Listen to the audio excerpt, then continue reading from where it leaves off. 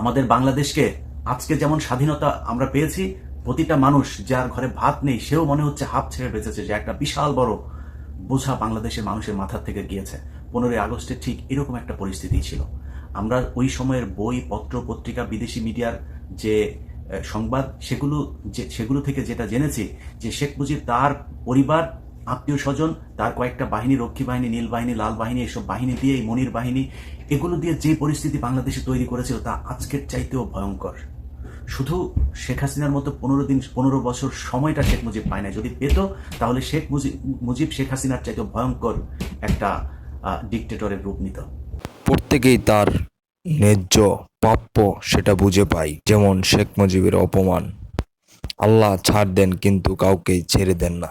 শেখ হাসিনার জন্যই শেখ মুজিব সে দ্বিতীয়বার অপমানিত হলো বাংলাদেশের জনগণের কাছে।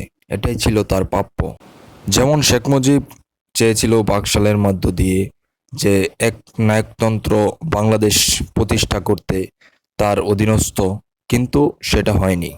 সেনাবাহিনী ক্ষিপ্ত হয়ে তার পরিবার সহ সবাইকে হত্যা করে।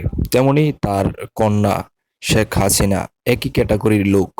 তারা মূলত চেয়েছিল ইসলাম আর বাংলাদেশের মানুষকে থামিয়ে রাখতে এবং ধ্বংস করতে।